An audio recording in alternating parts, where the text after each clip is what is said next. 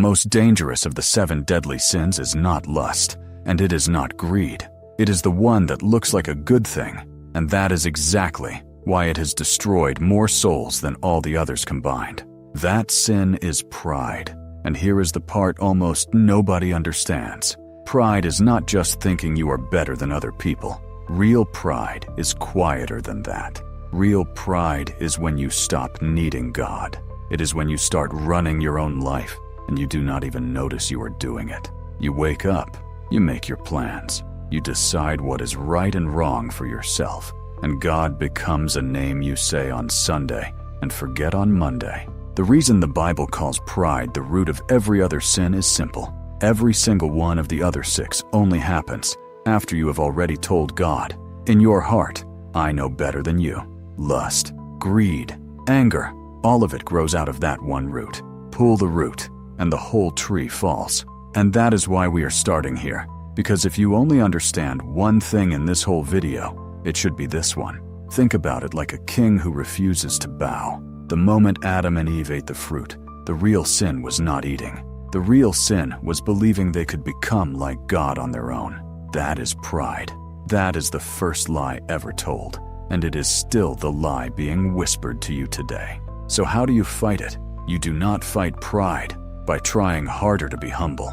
You fight it by getting on your knees every single day and admitting you cannot do this without Him. Humility is not weakness. Humility is the strongest thing a human being can do because it takes more courage to kneel than to stand.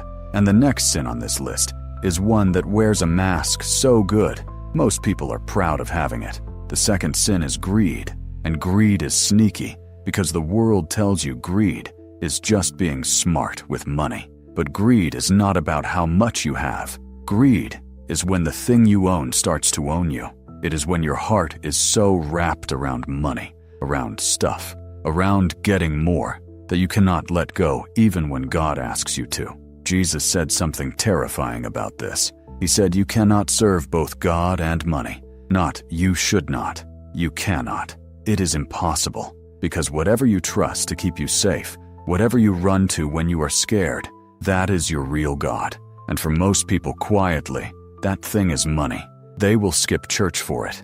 They will lie for it. They will hurt the people they love for it. Greed promises you safety, and then it eats you alive, and you never feel full. You always need just a little more. The cure for greed is generosity. Not because God needs your money. He owns everything already. The cure is generosity, because every time you give something away, you prove to your own heart that the money is not your master. You loosen its grip one finger at a time. And the third sin is one that feels good in the moment and leaves you empty every single time. The third sin is lust. And let me be clear and simple, because children need to understand this too. Lust is when you start treating another person like a thing you can use, instead of a soul that God made and loves. It is not just about the body. It is about the heart turning a person into an object. Here is what makes lust so dangerous. It promises love, but it gives the opposite. It tells you that you will feel close to someone, and then it leaves you feeling more alone than before, because real love gives. Lust only takes. Real love says, I want what is good for you. Lust says, I want you for me. Those are opposites pretending to be the same thing. Jesus raised the bar so high that all of us fall short. He said even looking at someone with lust in your heart is already the sin.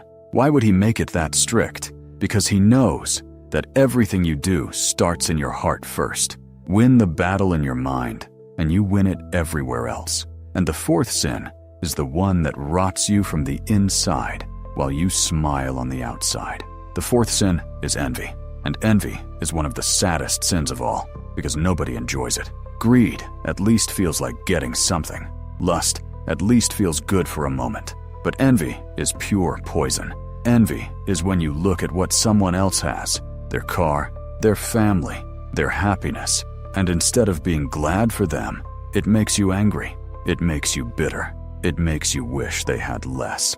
Here is the truth almost nobody admits. Envy is really a sin against God, not against the person you are jealous of.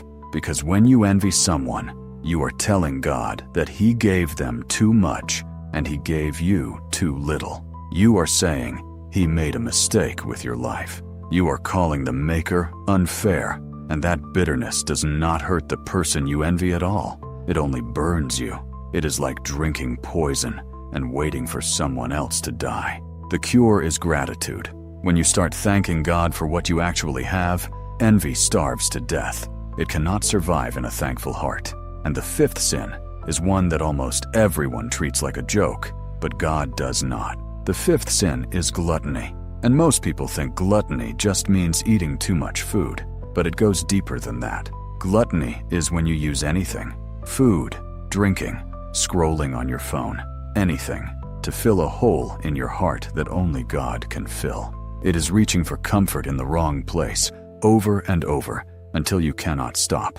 Why does God care about this? Because gluttony makes you a slave. The whole point of your life is to be free to love God and love people. But when you cannot say no to your own cravings, you are not free anymore. The craving is in charge.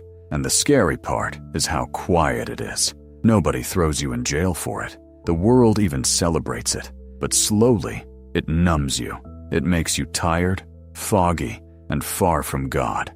And you do not even notice it happening. The cure is something the Bible calls self-control and also fasting, which just means choosing to say no on purpose so you remember who is really in charge. Every time you say no to a craving, you remind your own body that your spirit leads, not your stomach. And the sixth sin is the one that can destroy your whole life in a single moment. The sixth sin is wrath. And wrath is not just being angry, because anger by itself is not always a sin. Even Jesus got angry. Wrath is when anger takes the wheel and starts driving. It is when you want to hurt someone, when you hold on to a grudge for years, when revenge becomes the thing you think about at night. Here is what makes wrath so deadly. It feels powerful. When you are full of rage, you feel strong. You feel right.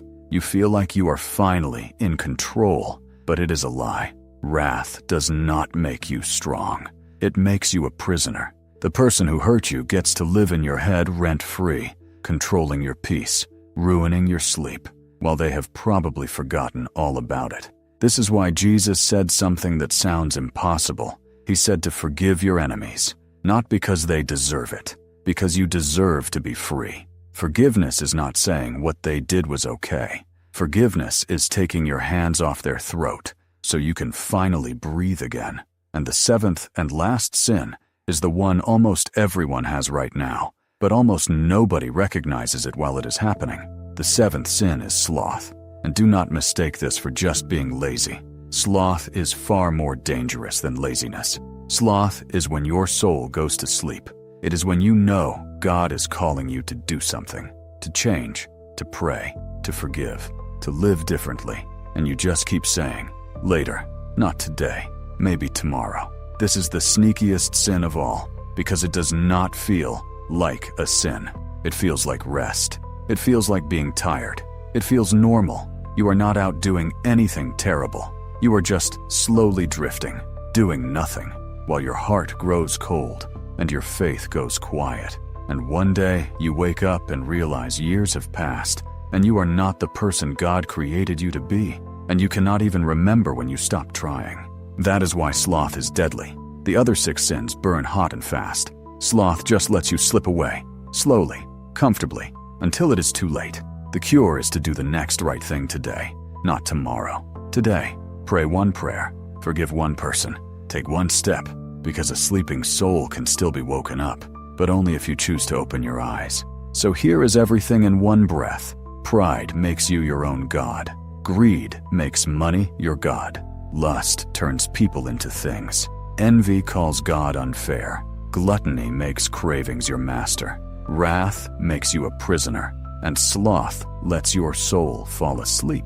But here is the good news, and it is the most important thing of all. Every single one of these sins has the same cure, and his name is Jesus. Not trying harder, not being a better person on your own, because that is just pride again. The answer is bringing every one of these to God, honestly, today. and letting Him do what you could never do alone. The 7 deadly sins are stronger than you, but they are not stronger than Him.